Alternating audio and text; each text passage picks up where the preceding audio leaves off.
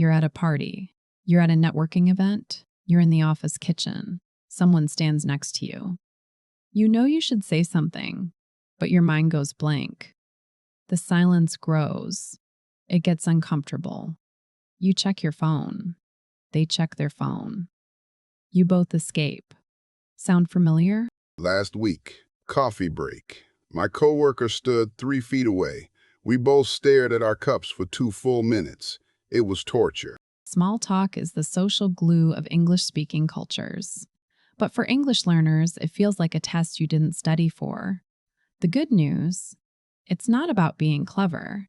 It's about being curious. I always think I need to say something smart or funny. That's the mistake. The best small talk isn't about impressing people. It's about showing interest in them. When you shift from trying to be interesting to being interested, everything changes. So I don't need witty jokes? No, you need good questions and genuine curiosity. Let me give you the magic formula. Comment on something you both share right now, then ask an open-ended question. Can you give me an example? You're at a conference. The coffee is terrible. You say, "This coffee is fighting back today, isn't it? How's your morning been so far?" The first part creates connection. The second part opens the door. That sounds natural, not forced. Because it is natural. You're commenting on your shared reality. Then you're inviting them to share something about themselves. People love talking about themselves. You're giving them permission. What if there's nothing obvious to comment on? There's always something. The weather, the room temperature, the event itself, a piece of clothing. The key is sincerity. If you say, "I love your jacket," where did you get it? You must actually like the jacket. Fake compliments are worse than silence. I can do that. Find something real, comment, then ask. Now the questions. Avoid questions that can be answered with one word. How are you gets fine. Did you have a good weekend gets yeah. Dead end. So what should I ask instead? Ask, what was the best part of your weekend? That requires a story. Ask what brings you to this event, instead of, are you enjoying the event? Ask, how did you get into this field, instead of, what do you do? Open questions need longer answers. Exactly. They create conversation. They show you want to know more. They make the other person feel interesting. And here's the secret.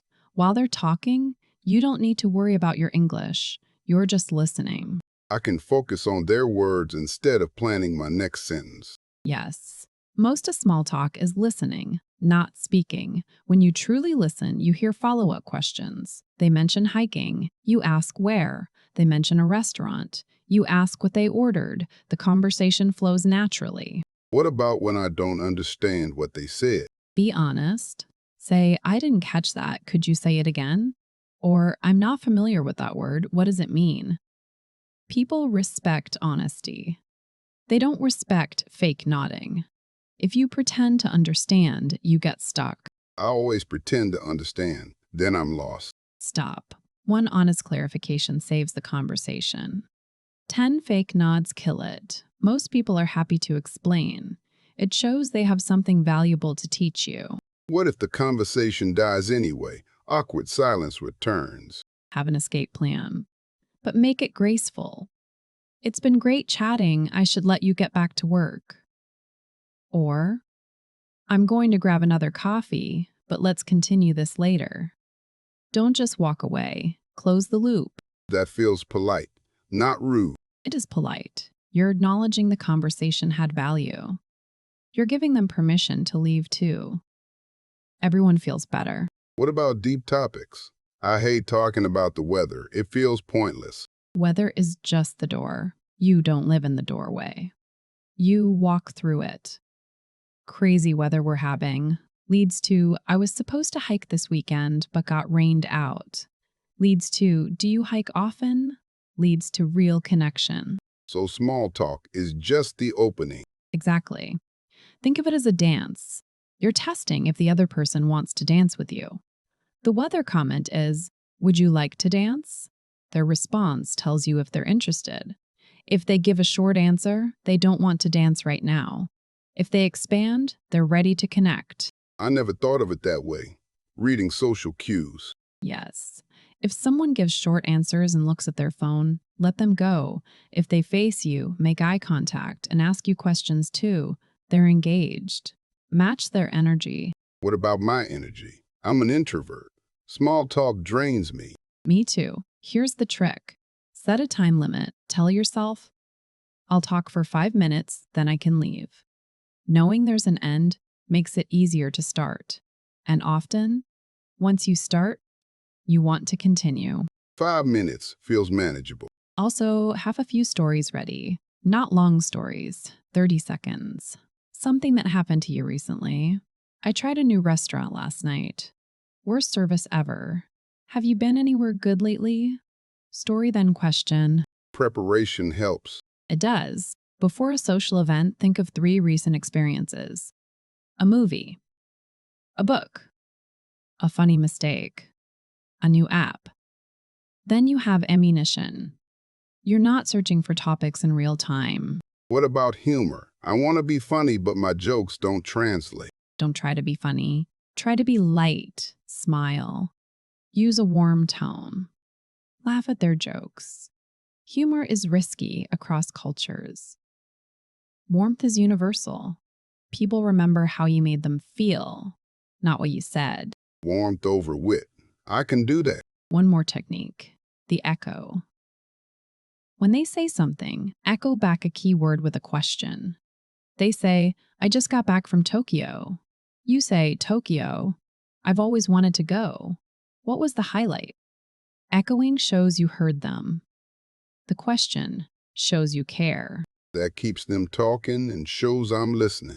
Exactly, and it gives you time to think. While they're answering, you're not performing, you're receiving. That's easier for introverts. You're not the entertainer, you're the interested audience. I like that role better. Most people do. The pressure to perform creates anxiety. The permission to listen creates comfort. Small talk isn't a performance, it's an exploration. You're exploring if you connect with this person. What about ending when there's no natural break? Use the future reference. I'll let you get back to it, but let's catch up again soon. Or, I should head out, but it was great meeting you. Maybe I'll see you at the next event. You create possibility without pressure. That leaves the door open. It does. And remember, not every conversation needs to be deep or long. Sometimes small talk is just passing time politely. That's okay too. You're practicing. You're showing up. That's enough. I've been avoiding these situations because I thought I had to be perfect. Perfection is the enemy of connection. An awkward conversation is better than no conversation. You learn from awkward. You grow from uncomfortable. Every interaction makes the next one easier. So start small.